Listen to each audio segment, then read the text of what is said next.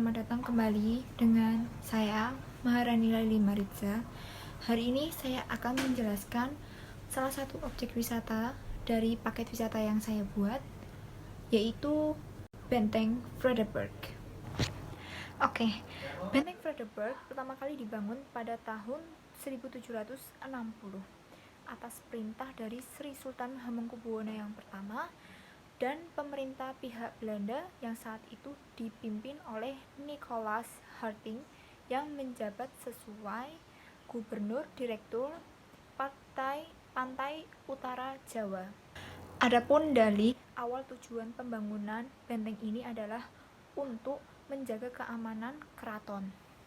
Akan tetapi maksud sebenarnya dari keberadaan benteng ini adalah untuk memudahkan pengawasan pihak Belanda terhadap segala kegiatan yang dilakukan pihak Keraton Yogyakarta. Secara historis, sejak awal pembangunan Benteng Vredenburg hingga saat ini terjadi beberapa kali perubahan status kepemilikan dan fungsi benteng, yaitu antara lain yang pertama tahun 1760 sampai tahun 1765. Sebelum dibangun benteng pada lokasinya yang sekarang Museum Benteng Vredenburg Yogyakarta, pada tahun 1760 atas permintaan Belanda, Sultan Hamengkubuwono pertama telah membangun sebuah benteng yang sangat sederhana berbentuk bujur sangkar. Di keempat sudutnya dibuat tempat penjagaan yang disebut seleka atau bastion. Oleh Sultan, keempat sudut tersebut diberi nama Jayawisesa, sudut barat laut, Jayapurusa, sudut timur laut, Jayaprakosaningprang, sudut barat daya, dan Jayaprayitna, sudut tenggara. Menurut penuturan Nicolaas Harting, bahwa benteng tersebut keadaannya masih sangat sederhana. Tembok dari tanah yang diperkuat dengan tiang-tiang penyangga dari kayu pohon kelapa dan aren. Bangunan di dalamnya terdiri atas bambu dan kayu dengan atap ilalang. Sewaktu W.H. Osenberg menggantikan kedudukan Nicolaas Harting pada tahun 1765, diusulkan kepada Sultan agar benteng diperkuat menjadi bangunan yang lebih permanen agar lebih menjamin keamanan. Usul tersebut dikabulkan. Selanjutnya, pembangunan benteng dikerjakan di bawah pengawasan seorang Belanda ahli ilmu bangunan yang bernama Insinyur Frans Hak. Pada awal pembangunan ini 1760, status tanah merupakan milik Kesultanan, tetapi dalam penggunaannya dihibahkan kepada Belanda VOC di bawah pengawasan Nicolaas Harting, Gubernur dari Direktur Pantai Utara Jawa di Semarang. Yang kedua, tahun 1765 sampai 1788. Usul Gubernur W.H. van Osenberg, pengganti Nicolaas Harting, agar bangunan benteng lebih disempurnakan, dilaksanakan pada tahun 1767. Periode ini merupakan periode penyempurnaan benteng yang lebih terarah pada satu bentuk benteng pertahanan. Menurut rencana pembangunan tersebut akan diselesaikan tahun itu juga. Akan tetapi pada kenyataannya proses pembangunan tersebut berjalan sangat lambat dan baru selesai tahun 1787. Hal ini terjadi karena pada masa tersebut Sultan yang bersedia mengadakan bahan dan tenaga dalam pembangunan benteng sedang disibukkan dengan pembangunan Keraton Yogyakarta. Setelah selesai bangunan benteng yang telah disempurnakan tersebut, diberi nama Rastenburg yang berarti benteng peristirahatan. Yang ketiga, tahun 1788 sampai tahun 1799. Periode ini merupakan saat digunakannya benteng secara sempurna oleh Belanda VOC. Bangkrutnya VOC tahun 1799 menyebabkan penguasaan benteng diambil alih oleh Batavse Republik, pemerintah pembelanda, sehingga secara de facto menjadi milik pemerintah kerajaan Belanda. Yang keempat, tahun 1799 sampai tahun 1807.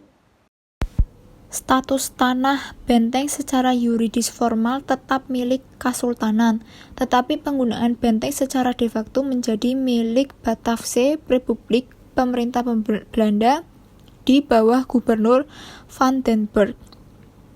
Benteng tetap difungsikan sebagai markas pertahanan. Yang kelima, tahun 1807 sampai 1811. Pada periode ini, benteng diambil alih pengelolaannya oleh Koninkrijke Holland, Kerajaan Belanda. Maka secara yuridis formal, status tanah tetap milik Kesultanan, tetapi secara de facto menjadi milik pemerintah Kerajaan Belanda di bawah Gubernur Herman Willem Daendels. Tahun 1811 sampai tahun 1816. Ketika Inggris berkuasa di 1811 sampai 1816, untuk sementara benteng dikuasai Inggris di bawah wakil gubernur Thomas Stamford Raffles. Namun dalam waktu singkat Belanda dapat mengambil alih. Secara yuridis formal benteng tetap milik Kesultanan. Yang ketujuh, tahun 1816 sampai 1942. Pada tahun 1867 di Yogyakarta terjadi gempa bumi yang dahsyat sehingga banyak merobohkan beberapa bangunan besar seperti Gedung Residen yang dibangun tahun 1824, Tugu Pal Putih dan Benteng Rustenburg serta bangunan-bangunan yang lain. Bangunan-bangunan tersebut segera dibangun kembali. Benteng Rustenburg segera diadakan pembenahan di beberapa bagian bangunan yang rusak. Setelah selesai bangunan, benteng yang semula bernama Rustenburg diganti menjadi Vredeburg yang berarti benteng perdamaian. Nama ini diambil sebagai manifestasi hubungan antara Kesultanan Yogyakarta dengan pihak Belanda yang tidak saling menyerang waktu itu. Di benteng Vredeburg ditempati sekitar 500 orang prajurit, termasuk petugas medis dan paramedis. Di samping itu, pada masa pemerintahan Hindia Belanda digunakan sebagai tempat perlindungan para residen yang sedang bertugas di Yogyakarta.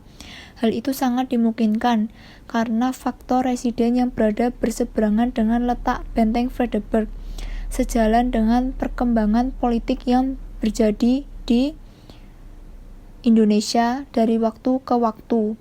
Maka terjadi pula perubahan atas status kepemilikan dan fungsi bangunan benteng Vredeburg. Karena kuatnya pengaruh Belanda, maka pihak Kesultanan tidak dapat berbuat banyak dalam mengatasi masalah penguasaan atas benteng. Sampai akhirnya benteng dikuasai bala tentara Jepang tahun 1942. Setelah Belanda menyerah kepada Jepang dan ditandai dengan perjanjian Kalijati bulan Maret 1942 di Jawa Barat. Yang kedelapan, pada masa Jepang, 7 Maret 1942.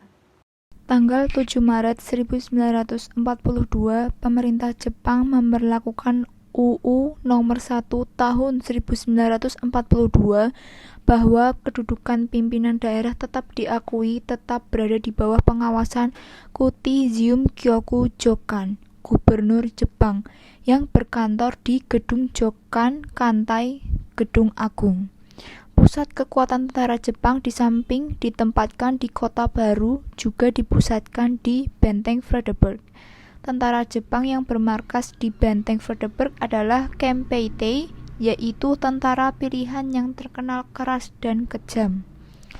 Guna mencukupi kebutuhan senjata, tentara Jepang mendatangkan persenjataan dari Semarang sebelum dibagikan ke pos-pos yang memerlukan terlebih dulu disimpan di Benteng Vredeburg. Gudang Mesiu terletak di setiap sudut benteng kecuali di sudut timur laut. Hal itu dengan pertimbangan bahwa di kawasan tersebut keamanan lebih terjamin. Penempatan gudang Mesiu di setiap sudut benteng dimaksudkan untuk mempermudah di saat terjadi perang secara mendadak. Penguasaan Jepang atas benteng Vredeburg berlangsung dari tahun 1942 dengan tahun 1945.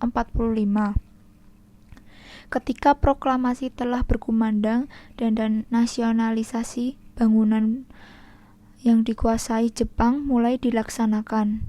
Selama itu, meskipun secara de facto dikuasai oleh Jepang, tetapi secara yuridis formal status tanah tetap milik Kesultanan. Dari uraian itu dapat dikatakan bahwa pada masa pendudukan Jepang 1942-1945, bangunan benteng Fredericburg difungsikan sebagai markas tentara Kempeitai, gudang Mesiu, dan rumah tahanan bagi orang Belanda dan Indo-Belanda serta kaum politisi RI yang menentang Jepang. Yang kesembilan, masa kemerdekaan tahun 1945 sampai 1970-an. Berita tentang proklamasi kemerdekaan Indonesia disambut dengan perasaan lega oleh seluruh rakyat Yogyakarta, ditambah dengan keluarnya pernyataan Sri Sultan Hamengkubuwono yang ke-9 yang kemudian diikuti oleh Sri Paku Alam ke-8 yang berisi dukungan atas berdirinya negara baru, negara Republik Indonesia, maka semangat rakyat semakin berapi-api. Ketika tahun 1946, kondisi politik Indonesia mengalami kerawanan di saat perbedaan persepsi akan arti revolusi yang sedang terjadi. Meletuslah peristiwa yang dikenal dengan peristiwa 3 Juli 1946, yaitu percobaan kudeta yang dipimpin oleh Jenderal Mayor Sudarsono. Karena usaha tersebut gagal, maka para tokoh yang terlibat dalam peristiwa tersebut seperti Muhammad Yamin, Tan Malaka, dan Sudarsono ditangkap sebagai tahanan politik. Mereka pernah ditempatkan di Benteng Fredericburg. Singkatnya, rencana pelestarian bangunan Benteng Fredericburg mulai lebih terlihat nyata setelah tahun 1976. Diadakan studi kelayaan bangunan benteng yang dilakukan oleh Lembaga Studi Pedesaan dan Kawasan Universitas Gadjah Mada, Yogyakarta. Setelah diadakan penelitian, maka usaha ke arah pemugaran bangunan bekas Benteng Fredericburg pun segera dimulai.